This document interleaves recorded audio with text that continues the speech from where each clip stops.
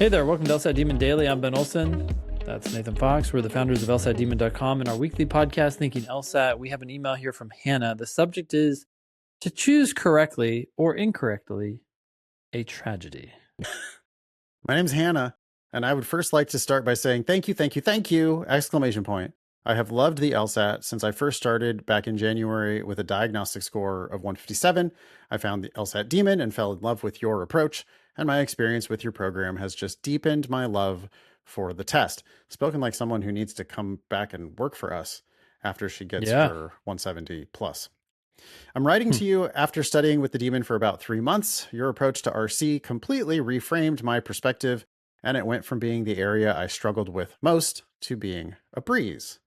LR is unfortunately a bit of a different story. I've noticed a troubling pattern in most of my errors on LR questions where I narrow down the answer choices to 2 options, one being the correct one, and I choose the wrong one.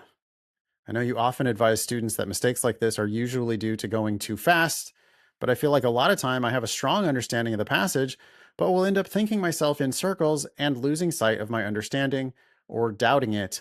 Do you have any insight or advice for me? Thank you again for everything. Best, Hannah. What do you want to say to Hannah? Yeah, you have a biased sample here. Because anytime you get a question wrong, it's almost certainly the case that you got it down to 2. And then you chose the wrong one. You're not looking at all the times where you got it down to 2 and then you chose the correct one because you got it correct. So it's a selection bias. Scream at you. Yeah. Yeah. And it can even be a self-reinforcing selection bias because you can get it in your head that every time you narrow it down to 2, you always pick the wrong one. So you can start doing like the George Costanza and picking the opposite one. Like at the last minute, I'm going to pick B. No, I'm going to pick D because I always pick the wrong one. Yeah. You don't always pick the wrong one, Hannah. Did you see the episode where George decided to do everything the opposite of what his instincts told him? That's what I'm saying. That's the George Costanza thing. I will do the opposite. But there was one episode where he deliberately did that and everything went well for him. That's exactly what I'm saying. Yeah. I'm glad you saw that episode. I'm glad you caught my reference. I thought you were just referring to the whole life of George Costanza. Just doing the opposite of what he actually should do. No. Normally, Costanza just does the wrong thing. But in that episode, he did the opposite, which turned out to be the right thing. Yeah. But Hannah, when you narrow it down to a 50-50, I guarantee you're getting it right half the time and you're getting it wrong half the time. You might even be getting it right more than half the time, but it seems like you're getting it wrong getting it wrong all the time because you're looking at your mistakes more critically than you're looking at the ones where you guessed right. So that's step 1. Step 2, yes, on the ones that you missed, you definitely went too fast because you made 2 mistakes to miss that one question. I understand you narrowed it down to a 50-50, but one of those answers is wrong for a reason, and one of those answers is right for a reason.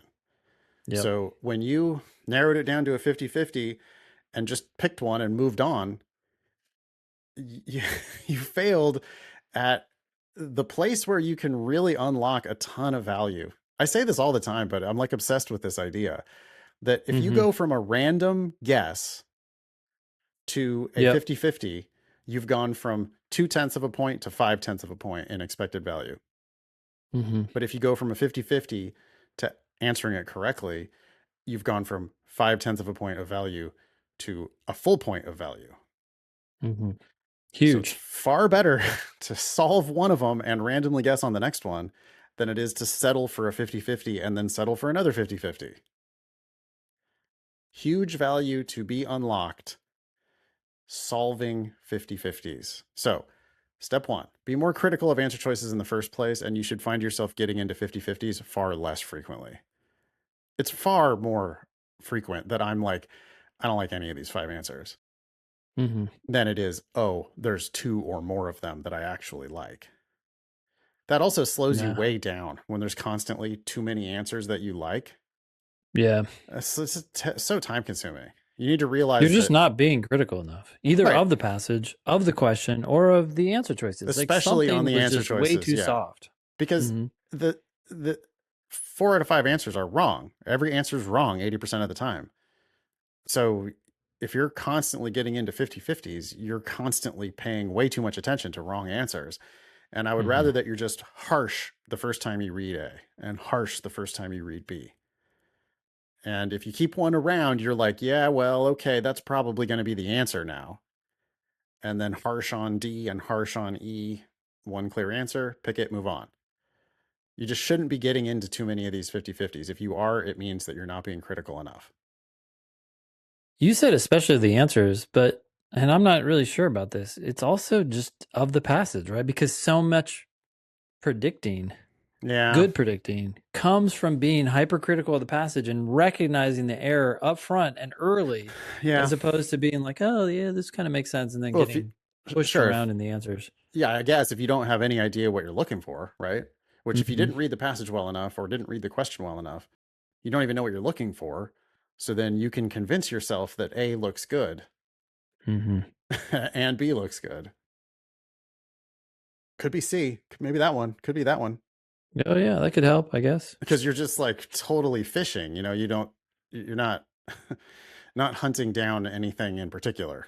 You're just it's a wide net at that point, which is not going to help you. So slow down, Hannah. Realize that you do get most of your 50-50s right, or half of your 50-50s you're getting right. But stop settling for so many 50-50s, because you could get them all right if you took the time to get them right. Anything more for Hannah? No, thanks for writing in. Email daily@lsatdemon.com if you would like to ask us a question or share some LSAT or law school admissions news. Thanks for listening.